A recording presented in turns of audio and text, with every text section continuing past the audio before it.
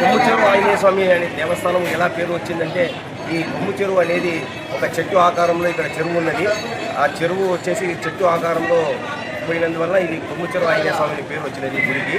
మా గురుగారు అయినటువంటి రామోహన్ శర్మ గారు 1986లో కాలబుగ్గలో కాల్వలో ఒక టీచర్గా పనిచేసేవారు. ఆ గురుగారికి ఇక్కడ ఉన్న గుడికి చెప్పి ఊర్లో ప్రజలు వచ్చి పూజ చేయించుకొని పోయేవాళ్ళు.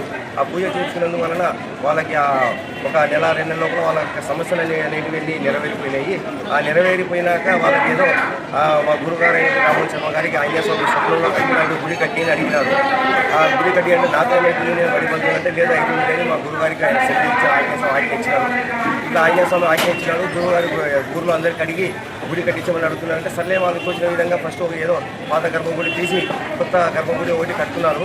అది 1988లో జరిగిన విషయం. అది 1989లో నేను ఒకసారి వచ్చాను ఇక్కడికి. అప్పుడు రోడ్డు కూడా లేదు, బండి డాబా ఉండేది. చిన్న బండి వేసుకొని వచ్చాను. అప్పట్లో నేను మా గురుగారు రామోహన్ శర్మ గారితో పరిచయం అయింది. వాళ్ళు చెప్పిన విధంగా ఆ గుడి కట్టించుకుంటూ పోయినారు. కానీ వాళ్ళు అందరూ 91, 92లో ఉన్న వాళ్ళు భక్తులందరూ కూడా రావడం బంద్ చేసినారు. వాళ్ళు సర్లేని మాకు ఉపయోగిస్తే మేము నిదానంగా కూడా ఆ గుడి నిర్మాణం చేయాలని సంకల్పించినాము. గుడి వచ్చేసి ఇప్పుడు పైన గుడి ఎంత కనపడుతుందో అంత గుడి కింద ఉన్నది. అంటే ఆంజనేయ స్వామి ఒక చిన్న కొండ 20 అడుగుల కొండ మీద ఆంజనేయ స్వామి ఉన్నారు. మిగతా ఆ పక్క ఈ పక్క అంతా గుడి వచ్చేసి తగ్గు ఇట్లా కొలాల కనపడుతుంది, అంత తగ్గు అనమాట. ఆ తగ్గుని అంతా కూడా మట్టితో నింపుకుంటూ దాదాపు 1,00,000 ట్రాక్టర్ల మట్టి నింపించాము ఈ పొద్దుటికి. ఇక్కడ ఆంజనేయ స్వామికి ఎదురుగా ఒక పుట్ట ఉన్నది. ఆ పుట్టకి విగ్రహం ఆంజనేయ స్వామి విగ్రహం వెనుకల 40 అడుగుల విగ్రహం, 40 అడుగుల లోతులో ఒక సొరంగ మార్గం అనేది ఉన్నది. ఆ నాగసర్పం ఇప్పటికి కూడా తిరుగుతున్నది.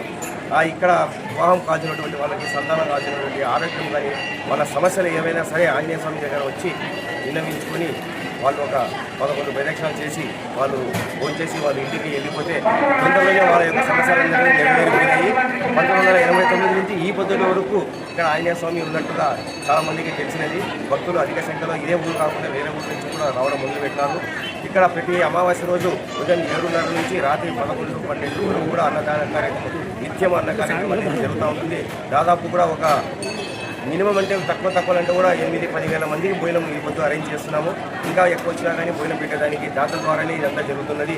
కాబట్టి ఎవరైనా దాతలు ఉంటే కూడా అన్నదానానికి సహకరించవచ్చు, గుడి నిర్మాణానికి సహకరించవచ్చు.